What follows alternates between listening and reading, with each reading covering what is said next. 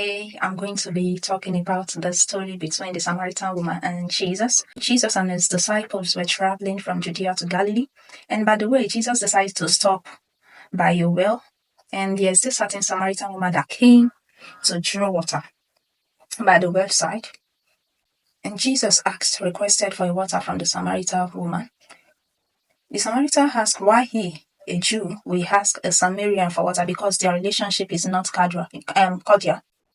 And Jesus was like, if she, the woman, knew who he was, that she will be requesting for a living water. And the woman was like, where will you get this living water from? And Jesus told her that the water he gives will become a spring of water within her, welling up to eternal life. Now, hear that again. He told her that the water he will give her will become a spring of water within her, welling up to eternal life. She was surprised and then asked for the water. But then Jesus told her to go and call her husband. And she said she had no husband. Jesus replied with, he knew, and that she has left 5 husbands and is currently in the house of a man who is not her husband. She was very amazed that Jesus knew that about her and concluded that he was a prophet and asked about him a place to worship. And Jesus told her that true worship has only worship in spirit and in truth. And he told her, she was joyful. Jesus never told her. She was joyful, and then she ran off to the town, evangelized, telling people about the man she encountered by the website. Now, this is where I'm going to with this story. When you look at this story is just so engulfed with God's love. This story tends to let us know that God is indeed love. He is love.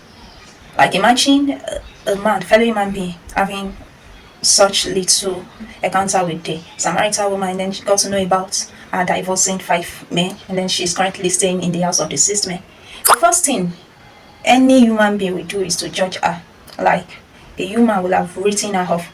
But with God, with Jesus, it was not. Instead, he showed her the way that when she have the living water, that it will become a spring of water within her, welling up to eternal life. And that was exactly what happened. She went on going about preaching and evangelizing to people. The 2 greatest commandments in the Bible is loving your God as yourself and loving your neighbor as yourself. Now, we face lots of things in the world because of lack of love, in quotes. Again, I say lack of love, genuine, unconditional, agape kind of love.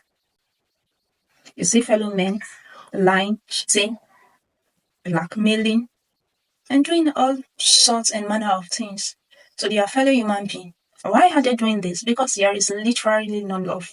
If you genuinely love your fellow men, come on, there won't be war. There won't be strife. The world will be at peace. So this is a charge to every one of us to preach God's love, to carry his love. Wherever you find yourself, at home, in your place of work, at church, everywhere, let them see you, let people see you and see God in human flesh.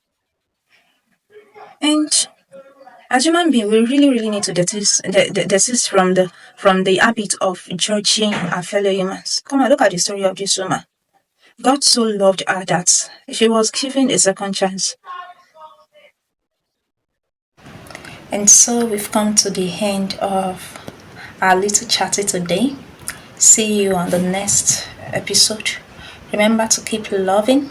Love without limits. Like, never let any circumstances, whatever it may be, create it in you. Have the love of God.